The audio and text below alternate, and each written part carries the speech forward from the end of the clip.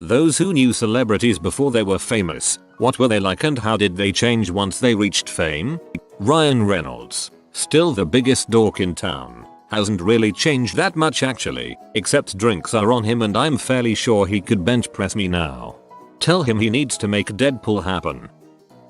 I went to middle and high school with Chris Pratt. Basically, he was the same kind of character he plays on Parks and Recreation. He was popular, but always nice to everyone, even the non-popular kids, and he was really funny too. I haven't seen him in years, but I assume he's still pretty cool. All in all, fame couldn't have happened to a cooler person.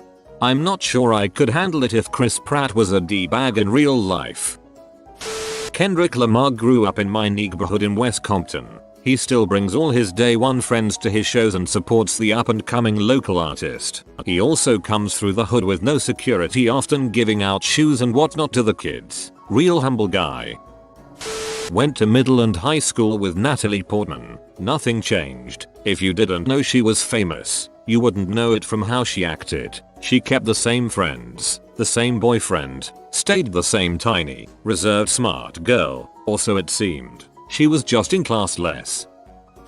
Went to boarding school with Tom Hiddleston, shared French, Latin and Greek classes. He was into acting back then, did a few school plays, lead role, was a nice, intelligent, friendly guy, was a school prefect in final year, a little bit chubbier, but I guess now he's got a personal trainer. We don't stay in touch now, before you ask, but from what I can tell he's got the same manners and airs. We do have the same accent though.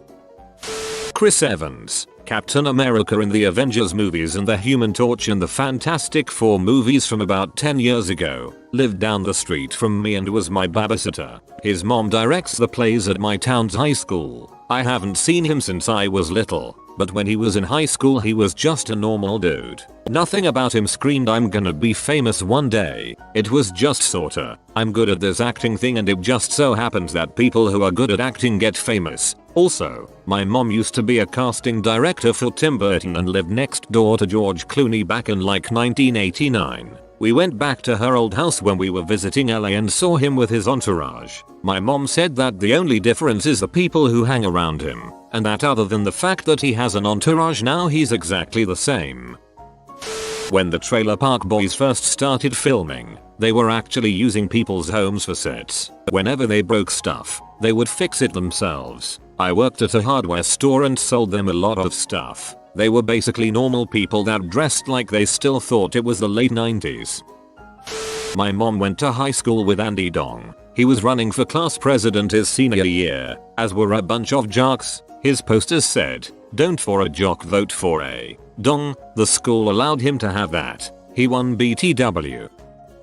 I was friends with Amy Winehouse before she made it big. She even dated a good friend of mine. She was fun, full of life and totally hyperactive. She, obviously, had an amazing voice, but I always rolled my eyes when she talked about being a singer. Shows how much I know. We lost touch when her career took off, and the version of her at the end was totally unrecognizable from the Amy I knew.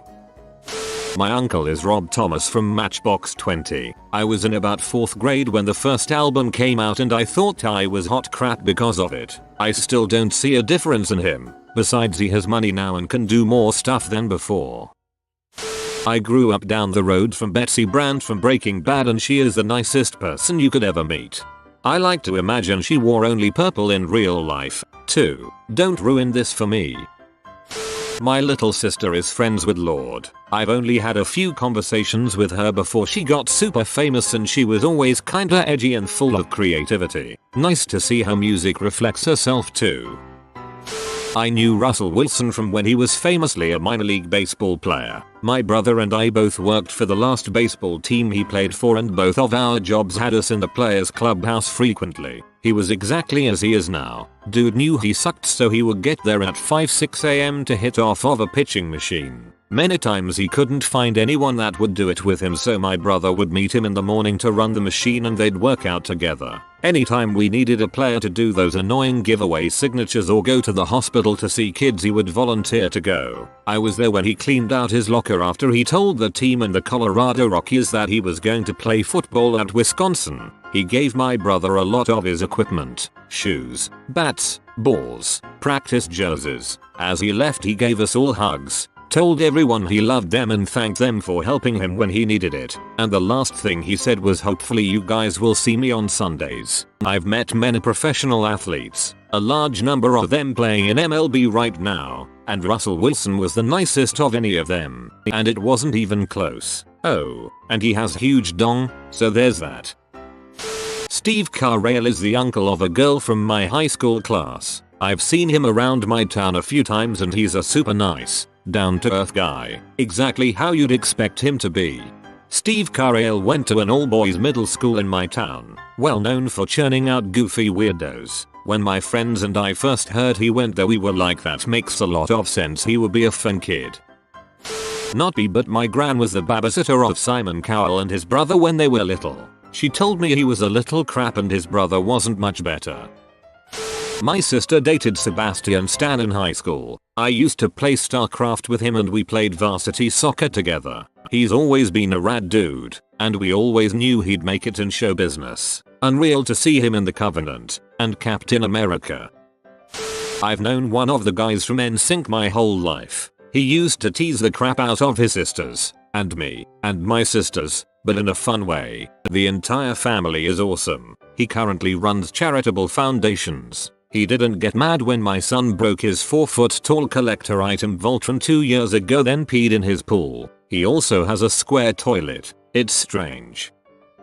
My girlfriend used to be friends with Indio Downey, Robert Downey Jr.'s son. They went to the same high school in LA. Funny story. After a party at their ranch house or whatever, her and her friend crashed on the couch and were awoken by our DJ yelling breakfast time and doing a flip over the couch where they were sleeping. He then offered them eggs and bacon. She said he was a real nice guy, but Indio had just started doing some pretty hard drugs around then. I want to believe that our DJ can just flip over a couch holding a plate of eggs and bacon.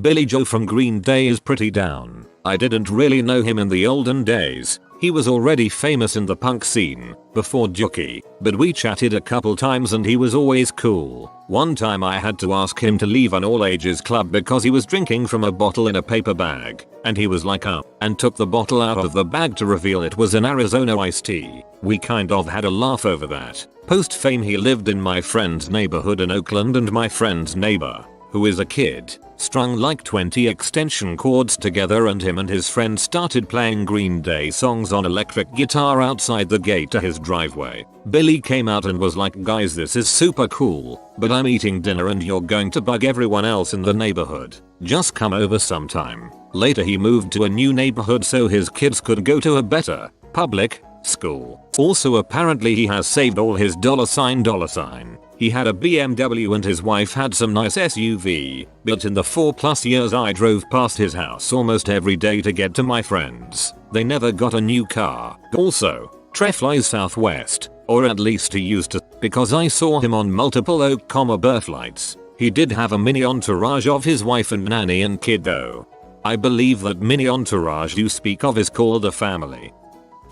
I can't really tell you what she was like, but my dad dated Jodie Foster when they were in the 2nd grade. I believe she is lesbian now. Good going, Dad. Your dad is a Mac Daddy because Jodie Foster was pretty famous at that age as well. A longtime family friend of ours' grandmother was very close with Al Capone. Her last name was Graziano, and she used to sit on his lap when she was a kid. She referred to him as Uncle Al even when she was old woman. When all the news started to break about his criminal activity, she just refused to believe it. Even just before she died, she still claimed he was innocent and he was framed because of how gentle he was with her.